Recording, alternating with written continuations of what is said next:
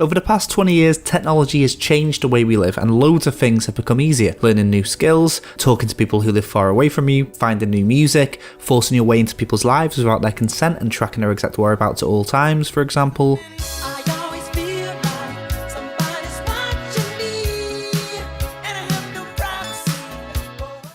Ingrid Goes West is a comedy drama film from Matt Spicer and stars Aubrey Plaza, Elizabeth Olsen, O'Shea Jackson Jr. and Wyatt Russell. The story is centred around Ingrid Thorburn, whose mum just died and left her a bunch of money. She's, to put it kindly, an extremely obsessive person who takes the term following on Instagram a little too seriously. Fresh out of a psychiatric rehabilitation centre after an altercation at a wedding she crashed, she decides to head to LA where she hopes to encounter her next obsession, Taylor Sloan. After kidnapping their dog, waiting for reward posters to be put up, and then arranging to give it back, she starts a connection with Taylor, and that is of course not quite what it seems. And that's all I'll say about the plot, because as always I'm not looking to spoil it, but let's continue anyway. Ingrid doesn't seem to have any bad intentions here, and for her it seems that the end justifies the means. I'm sure to many people in a similar state of mind there doesn't seem to be anything wrong with taking a picture or 10 of your friends' beauty products in their bathrooms or wearing their new kimono, because it's innocent and you just want to be like them. The film really focuses on the absurd obsession with fitting in yet standing out, and that ever-growing trend of being a social media star and influencer. So in real life, lots of people want to be popular on social media. Something as blasé as a dinner picture that might appear on your timeline might have been drafted like 10 times for all you know. And if you don't do this yourself, I'll guarantee you know someone who does. They sit there aimlessly scrolling through social media feeds and they just hit the love button on anything that slightly interests them, and I mean slightly. And that's the kind of world you get a huge insight into in Ingrid Goes West. But if you're an older film fan who remembers the good old days of having to communicate with people in person, then don't worry, hope is not lost. I'm not sure this film is like a millennial only movie. You'll still get something out of this because it's not full of in-jokes and references to pop culture. Like, you don't need to know about the latest Taylor Swift album to get the jokes here. If anything, it's poking fun at the whole millennial generation, so it's not an exclusive club, this film. So right now, in 2017, Ingrid Goes West is capturing something we're seeing around us at all times. But one thing I am wondering about is just how relevant will this film be in 10 years? If there was a film about MySpace being played in the year 2030, would people get it? I guess that's all the more reason though for watching this film sooner rather than later, because at the very least, in a couple of years, Ingrid Goes West will be like looking into a time capsule containing the Instagram craze of the 2010s. For me though, the film's more than just that. Ingrid Goes West is a very interesting and quirky spin on the stalker genre. Over film history, there's been loads of stories about stalkers who just want to creep into the lives of their victims. It could be jealousy or hatred that's fueling them, lust, ambition, revenge is a common one, but it could just be something as innocent as friendship. Despite Ingrid being the antagonist, if you'd like, to this film, you do end up sympathising with her. It's not a laugh-a-minute comedy like it might be advertised, and I didn't actually find it that funny at all, but I did find it interesting, and most importantly, I wanted to know where the story was going, something that's not really front and centre of a comedy film, is it? The cast of the film is pretty small, so every actor and actress has a room to shine in it, and I especially enjoyed O'Shea Jackson Jr.'s landlord, Dan Pinto. Despite him being really obsessed with Batman, he's the closest thing to a relatable character you get in this movie, and he's just a generally interesting character with a great story arc throughout the film. Aubrey Plaza's great in it too, and she does get a lot of flack on the internet for playing herself a lot of the time, and here you see a lot of sides to her acting ability. She goes through high and lows in the story, and she isn't just the same snappy, snarky, resting bitch face if it was a person performance, so that's good. So there we have it, that's my review of Ingrid Goes West. It's more than just a millennial comedy, it's a pretty compelling and ridiculous stalker movie that has more than enough reasons to keep you engaged through the entirety of the film. If you're based in the UK and you're watching this, it's actually out on Friday, which is November the 17th, and if you're from America, then I'm pretty sure it's on video on demand. This was a surprisingly great movie though, and I'm really looking forward to seeing other people's reviews on this and to see how it went down, because for me, I really liked it. So remember that if you liked the video, I'm here at least once a week to provide you with another time-efficient and spoiler-free film review of a film that I watched and enjoyed, and if you enjoyed this video, be sure to leave a comment or at least a like. Oh, and there's also a subscribe button if you want to help support the channel. Until then, I'll see you next time.